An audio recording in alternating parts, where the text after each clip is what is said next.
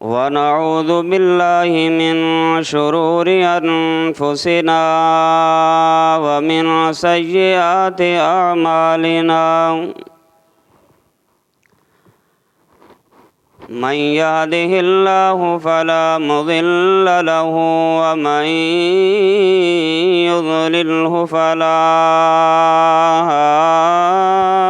هادي له وأشهد أن لا إله إلا الله وأشهد أن محمدًا عبده ورسوله اللهم صل على محمد وعلى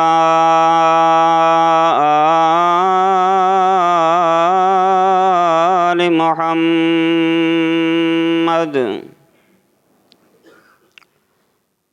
كما صليت على إبراهيم وعلى آل إبراهيم إنك حميد مجيد اللهم بارك على محمد وعلى آل محمد كما باركت على إبراهيم وعلى آل إبراهيم إنك حميد مجيد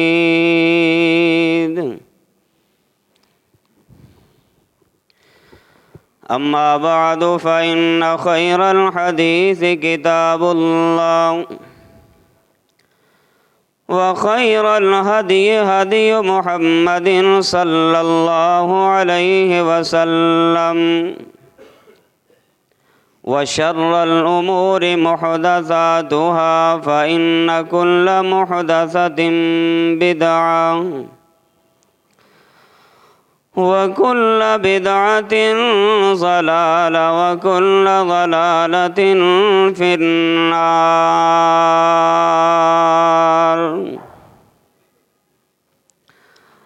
أعوذ بالله السميع العليم من الشيطان الرجيم بسم الله الرحمن الرحيم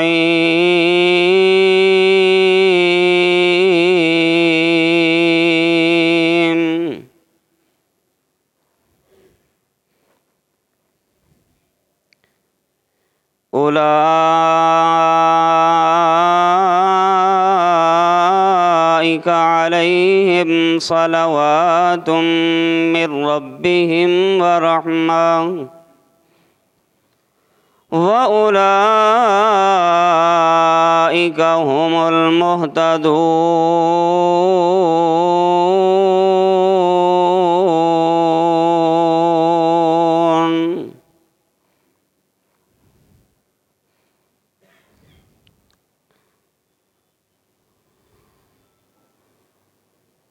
حمد و ثنا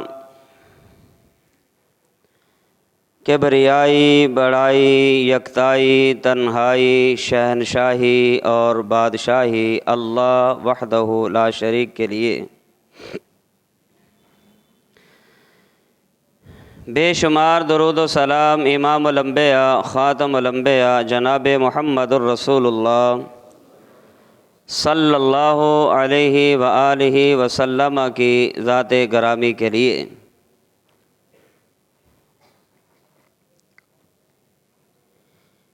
ایک اچھے انسان اور کامل مسلمان کی پہچان ہے کہ جب اسے سکون، راحت، آرام پہنچتا ہے تو وہ اللہ تعالیٰ کا شکر ادا کرتا ہے، اور جب اسے کوئی پریشانی، کوئی دکھ اور تکلیف پہنچتی ہے تو اس پر وہ صبر کرتا ہے، یقیناً صبر اور شکر کرنے والا انسان کامیاب اور کامران ہوتا ہے، بے صبری اور ناشکری کرنے والا ہمیشہ ناکام اور نامراد ہوتا ہے۔ کیوں؟ اس لیے کہ صبر اور شکر یہ نیکی ہے، ناشکری اور ناقدری یہ گناہ ہیں۔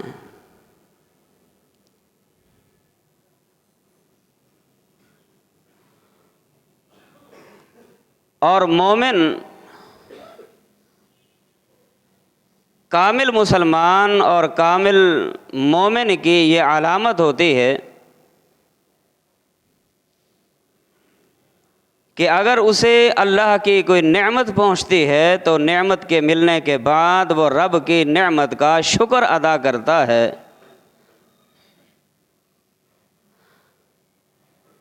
اور اگر اسے کوئی تکلیف آتی ہے وہ روتا چیختا چلاتا نہیں ہے بلکہ وہ اس پہ صبر کرتا ہے۔ یہی وجہ ہے کہ محمد الرسول اللہ صلی اللہ علیہ وآلہ وسلم نے ارشاد فرمایا، صحیح مسلم کی حدیث ہے، آپ نے فرمایا عجباً لامر المؤمن، کہ مومن کا بڑا ہی عجیب معاملہ ہے، ان امر کلہ خیر،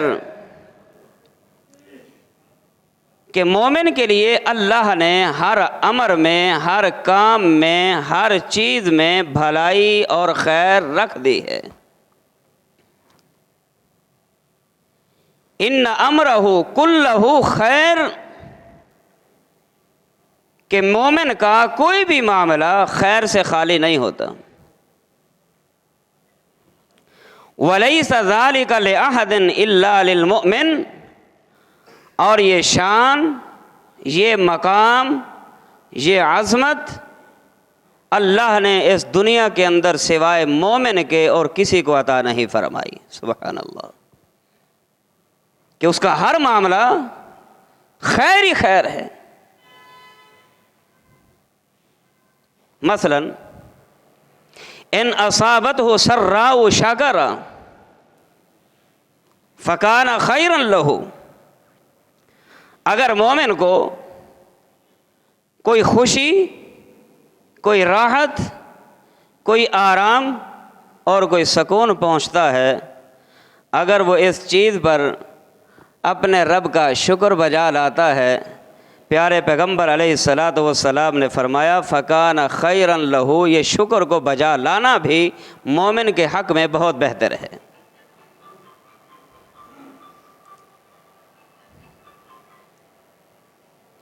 وَإِنْ أَصَابَتْهُ ضَرَّاءُ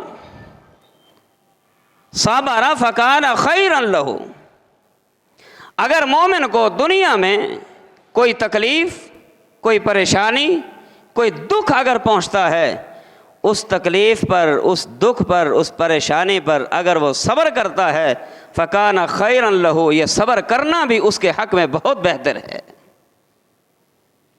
فرمایا عجباً لامر المؤمن، عجیب معاملہ ہے، شکر کرتا ہے یہ بھی نیکی ہے، تکلیف پہ صبر کرتا ہے یہ بھی نیکی ہے۔ فرمایا لئن شکرتم لازیدنکم، اگر نعمت کے ملنے پر رب کا شکر ادا کرتے رہو گے نعمتوں میں اضافہ ہوتا رہے گا۔ وَلَئِن كَفَرْتُمْ إِنَّ عَذَابِي لَشَدِيدٌ، اگر تم شکر بجا نہیں لاؤ گے اس لیے کہ ناقدری اور ناشکری یہ گناہ ہیں، اور گناہ کی وجہ سے ممکن ہے کہ انسان کی دنیا میں آزمائش ہو، امتحان ہو، اور وہ امتحان یہ ہو کہ اللہ اس کی روزیوں کو تنگ کر دے۔ کیوں؟ اس لیے کہ اکثر یہی دیکھا گیا ہے، گناہ کی وجہ سے روزی تنگ ہوتی ہے، اور نیکی کی وجہ سے انسان کو اللہ تعالیٰ خوشحالیاں عطا فرماتا ہے۔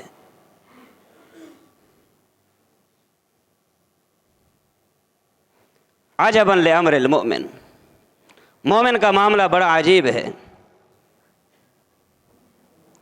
یہ صبر نیکی ہے،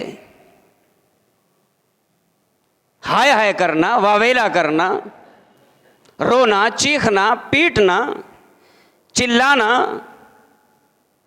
بالوں کو نوچنا، سینہ کو بھی کرنا، اپنے گریبان کو چاک کرنا،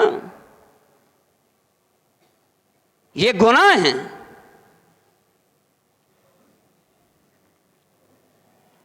مومن کی آزمائش ہوتی ہے، مومن کا امتحان ہوتا ہے۔ ام حسبتم ان تدخلوا الجنہ ولما یأتکم مثل الذین خلوا من قبلکم مستهم البأساء والضراء وزلزلوا حتى يقول الرسول والذین آمنوا معه متى نصر اللہ۔ کیا تم نے یہ سمجھ رکھا ہے جنت میں ایسے چلے جاؤ گے؟ جنت ایسے مل جائے گی؟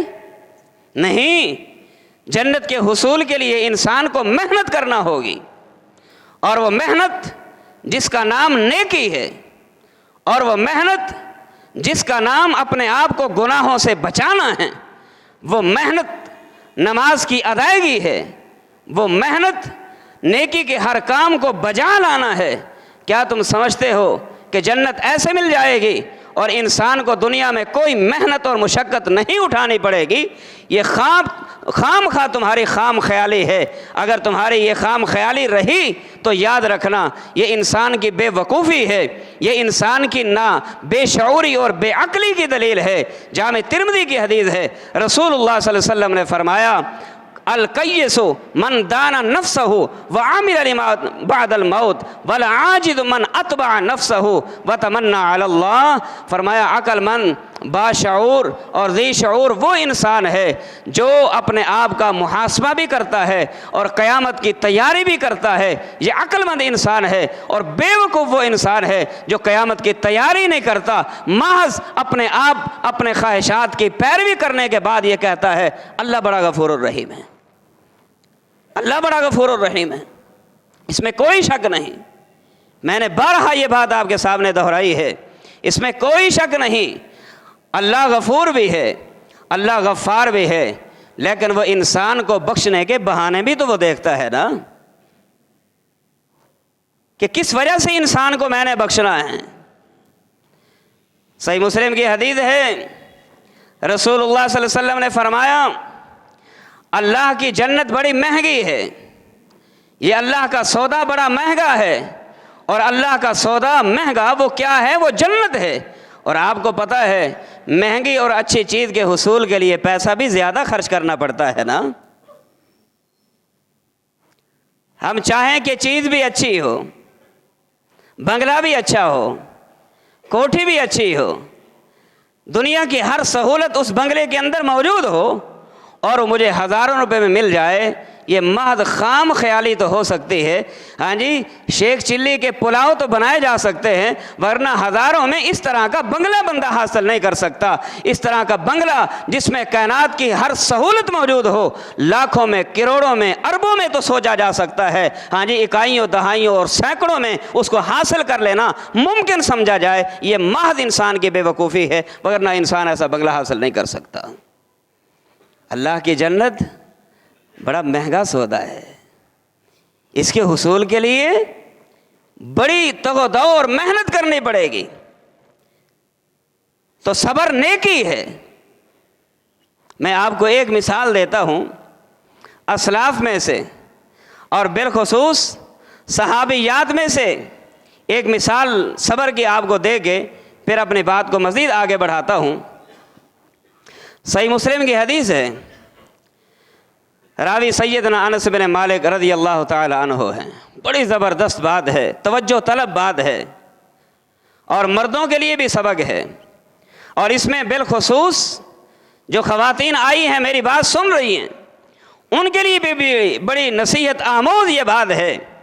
راوی سیدنا انس بن مالک رضی اللہ تعالی عنہ ہیں، بیان کرتے ہیں اشتکا ابن لأبی طلحہ، سیدنا ابو طلحہ رضی اللہ تعالی عنہ کا بیٹا بیمار ہو گیا۔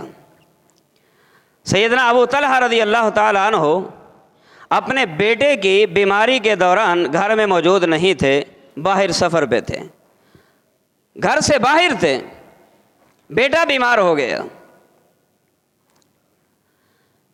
اتنی دیر میں کیا ہوا؟ سیدنا انس رضی اللہ تعالی عنہ کہتے ہیں فمات، ابو طلحہ کا بیٹا بیمار ہوا اور اسی بیماری کے دوران بیٹا اللہ کو پیارا ہو گیا، بیٹا فوت ہو گیا۔ وَأَبُو طلحہ خارج، ابو طلحہ جبکہ گھر میں موجود نہیں ہیں، بیٹا فوت ہو گیا۔ فَلَمَّا رَأَتْ امْرَأَتُهُ أَنَّهُ قَدْ مَاتَ، جب ابو طلحہ رضی اللہ تعالی عنہ کی بیوی نے جب یہ دیکھا، ابو طلحہ کی بیوی کا نام تھا ام سلیم، جب ام سلیم رضی اللہ تعالی عنہ نے دیکھا کہ میرا بیٹا فوت ہو چکا ہے اور میرے بیٹے کا والد بھی گھر میں موجود نہیں ہے، انہ قد مات، وہ فوت ہو گیا ہے، حیات شیئن، ان کو پتہ چلا کہ خامد ابھی آئیں گے، انہوں نے اپنے فوت شدہ بیٹے کو غسل دیا، کفن دیا، کفن میں لپیٹ کے گھر کے ایک کونے میں سلا دیا، گھر کے کونے میں لٹا دیا۔ وَحَيَّ شَيْءَ، اور اس صابرہ خاتون نے اپنے خامند کی آمد پر کھانے پینے کے لیے کچھ اشیاء تیار کی، کچھ چیزیں بنائی، بنانے کے بعد فلما جاء ابو طلحہ، اتنی ہی دیر میں سیدنا ابو طلحہ رضی اللہ تعالیٰ عنہ گھر تشریف لائے اور آ کر بیٹھے، بیٹھنے کے بعد پوچھتے ہیں اپنی بیوی سے، قال، کہتے ہیں کیف الغلام، بتاؤ بیٹا کیسے ہے، بتاؤ بچہ کیسے ہے۔ اب جواب سنیے، ام سلیم کیا جواب دیتی ہیں؟ روئی نہیں، چیخی نہیں، چلائی نہیں، واویلا نہیں کیا، ہائے نہیں کیا کہ آپ باہر چلے گئے، بیٹے کی یہ حالت، بیٹے کی یہ کیفیت، کوئی شور شرابہ نہیں، صبر کا مظاہرہ کرتی ہیں، صبر کا اظہار کرتے ہوئے کیا کہتی ہیں؟ اللہ کی قسم، سونے کے پانی سے لکھنے کے قابل بات ہے۔ اس خاتون نے کیا کہا؟